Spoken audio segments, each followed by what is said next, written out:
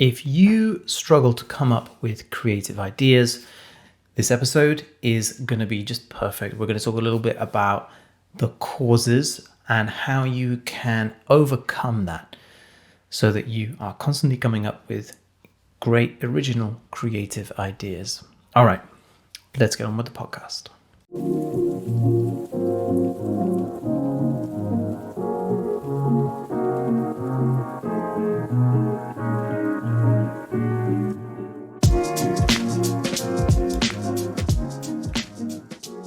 Hello, welcome back to another episode of the video editing podcast from Unsplice with me, your host, Shiny. And thank you very much for joining me this week on the podcast. And I'm kind of looking forward to this one. This is it's something that I hear all the time from students, from audience members. A lot of editors are struggling to come up with creative ideas. And they believe that it's them. I'm just not creative is something that I hear a lot. And it's not true. I'll tell you that much this far in. It's not true that you are just not creative. You can learn skills. You can learn tropes. You can learn different ways of editing that are all just let's think about them as you can go out and buy effects and transitions, and a lot of people use this as a crutch for creativity, assuming that creativity means showiness, but that's not what creativity is. Creativity in its essence is very much just about looking at what the footage that you have, thinking about the story that you want to create, the story you want to tell, making sure you're telling the best story, and using footage and cutting it in a particular way that is complementary to the story you're trying to tell and the reaction that you're trying to get from the audience. And that does not mean flashiness. However, if flashiness helps push the story along, helps tell the story, and helps put the audience in the mind state that we are trying to orchestrate, we're trying to get them into, then flashiness works. But flashiness is not creativity. Creativity is understanding how to orchestrate these things, what is going to get the best reaction, what things you can do in the edit in order to orchestrate this reaction. And so quite often you will have the client give you a brief. And the client, if they have no brief, or perhaps if they are themselves creatively challenged, they might just say, have fun with it. And I hear quite a lot of editors get angry about this, the fact that there's no creative brief. They feel stuck because all they really want is some creative direction. But for me, these are perfect briefs, complete creative control, infinite possibilities. That's exciting, but that is because of some certain principles that I understand. So I want to talk a little bit about those principles in this episode, and how you can adapt them, how you can adopt them, and how you can learn them. Now, let's talk a little bit about the client's perspective and why they might give that brief. Have fun with it. Well, that is because they don't understand. They can't verbalize what it is that they want, and they're giving it to you, the editor, because they trust that you do. And so if you don't, then why are they coming to you in the first place? Because if you under-deliver, then they're just going to go outsource that edit to someone else or to AI. And AI is coming, it's coming for our jobs. So we have to be able to set ourselves apart from AI. The only way we can do that is with creativity. And so I quite often hear this from editors, and I believe it's because of the fact so many editors are self-taught, and we rely on YouTube as our source of inspiration, our source of education. And YouTube does a very good job at teaching technical ability, but not creativity. And so relying on YouTube is going to mean that, we struggle to come up with creative ideas, because all we're taught, all we've learned up to this point is technical ability and not creativity. And then we're told that all we need to do if we want to get better at editing is practice. But if you don't already have that creativity, how do you practice? You can't practice in order to pick up creativity. You can't practice what you don't know, is what I'm trying to say. So you have to learn certain skills and then practice those until it's second nature, and then carry on and practice a new skill until it's second nature, and so on and so on. So if you have been following that advice, going on YouTube to find all of your education and just practicing, hoping that at some point creativity is going to come to you, then I have some sad news for you. That is not how it works. It's not going to happen. So what can you do about it? There's a few principles which I teach students within Unsplice Pro about building out your creative muscles. And this comes from the very beginning of an edit all the way through to the end. And we're talking before you've even opened the editing software. There are so many things that you can bring, so many tools that you can use to make your life easier and to spark creativity. The first one, which you may have heard me speak about before on the podcast, is the SHINY principle, the SHINY framework, which stands for start, human, identity, nuance, and why. Why though?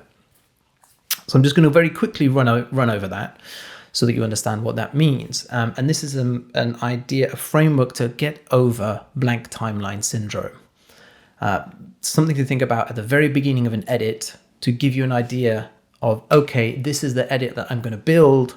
Now I know what I'm looking for in the footage, and it starts to spark some creative ideas in terms of the kind of music that you might like to think about, how you might cut the music, the kind of sound effects you're going to use, how you're going to use effects and transitions and where, and all these ideas that will get your creative juices flowing. For some reason, I find the fact that I said the word juices on a podcast quite icky, so apologize for that. So let's talk a little bit about what each of those letters means in the SHINY framework. So start, S, start, stands for how are you going to start your project, as in the introduction of the edit, the actual video that you are creating. How is it going to start?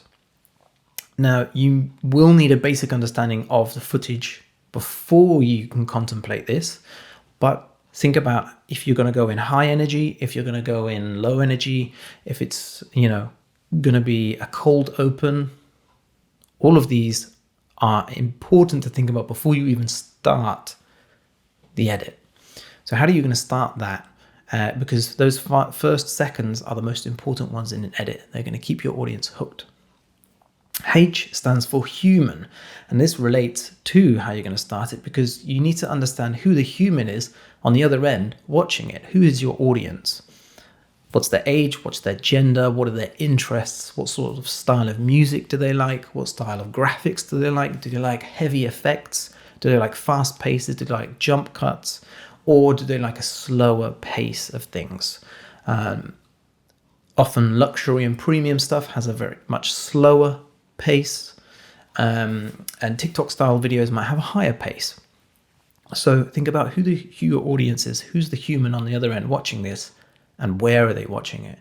TikTok, YouTube, Vimeo, Instagram, the silver screen, all of these have different styles of editing that that the audience is used to. So you need to cater to them and think about that from an early stage. I stands for identity. Now, the identity of your film.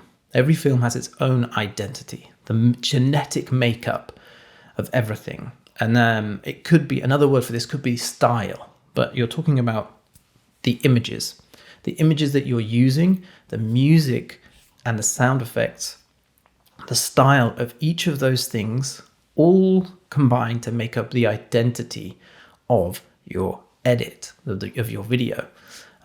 Is it going to be super high energy, fast paced, or is it going to be surreal and sparse and make no sense whatsoever because you're trying to go for a artistic thing here?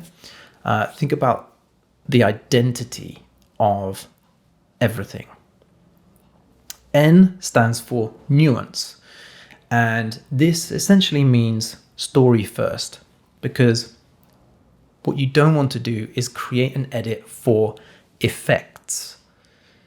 You want to hold back your effects and transitions. Don't go in thinking from the beginning, what effects and transitions can I use? What's going to be good for this? No, you need to practice nuance with those effects and transitions. Go with the story first, and then think about what effects and transitions can complement the story. And then why, which stands for why though. Why are you making this video? What's the purpose? Why should the audience be watching? So think about that, and you will have an understanding of what it is that you're creating, and it'll help you overcome that blank timeline syndrome. Now, let's talk very quickly about the rocks in a glass principle.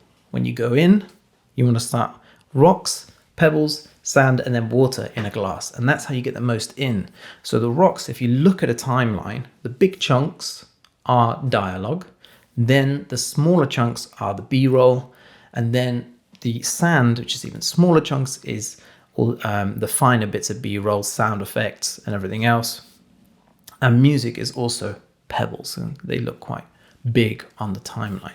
So that's the order that you want to build your edit. And that also helps you think about story first, because you're choosing the dialogue first.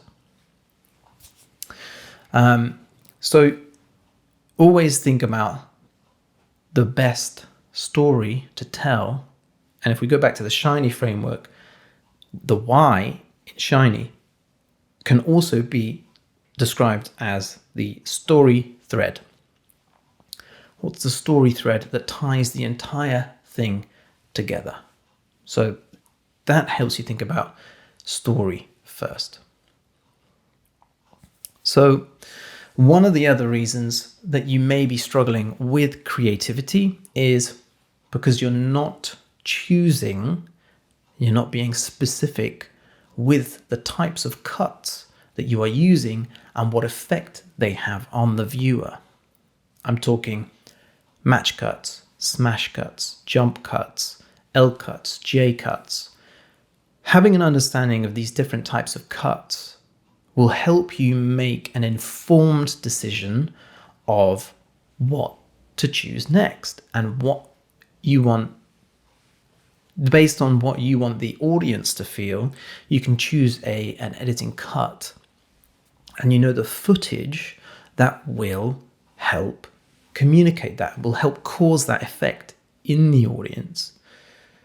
So that is the power of understanding all of the different types of cuts and how to do them, and also what effect they have on the audience. Because now you know that, well, if you go, this would be a good point in the edit to cause the audience to jump, or to cause the audience to feel empathy for the character. Well, now you can choose the right cut that will help achieve that. And so you can think about creativity logically in that sense. And I believe that it is a skill that you can learn when it comes to editing, because editing is a puzzle. We're piecing together a puzzle from loads of different pieces. And yes, the way in which you put that puzzle can change from person to person, from editor to editor, but the principles are the same. We're all dealing with the same limited amount of the types of cuts we can use. And so it's all about thinking about the story, which is the best story for the footage you have, and which cuts would work best to get the audience to feel the way you want them to feel. As editors, we are orchestrating that, and that is where our power lies. And I also wanted to talk about varying movement, rhythm, and tone. This is something that I go into in depth within Unsplice Pro, and I don't have the time to do that in this episode on the podcast. But think about the movement of the camera and of the actual action on screen. Think about the rhythm. That can be anything from music to the rhythm of the shots, and also the tone, so the actual images that you're using. And you want to make sure that you vary those. That is how you create engaging edits. It really is as simple as that. I've broken it down to as simple concept as possible because for many it seems elusive and unattainable and, like a unicorn in the cloud. It's not a tangible thing. It is. It's this. And you just need to vary movement, rhythm, and tone. So that is your masterclass, very, very, very brief masterclass in creativity and how you can harvest that. Don't be put off because you feel like you don't have creative muscles in your body. Don't feel like you are not put out to be an editor because you don't feel like you feel stuck, or perhaps you feel like there's just no creativity in my family. Editing is the way I see it. It's very much, most of the editors I've met, it's kind of like we enjoy taking things apart and putting it back together. That, in my eyes, is akin to scientists, technicians. There is obviously an element of creativity in terms of artistic ability, because on a higher level, you're dealing with subtext, metaphors, symbolism, things like this within editing. But that's on a higher, much higher level. Don't be put off. Don't feel like you don't have a creative bone in your body, because all of these are skills that can be learnt. Everything that we've spoken about in this episode are skills that can be learnt. And yes, you can learn them too. Thank you so much for listening. If you're interested in joining Unsplice Pro, head to unsplice.com/pro. Otherwise, I will catch you next week. And once again, thank you very much for listening.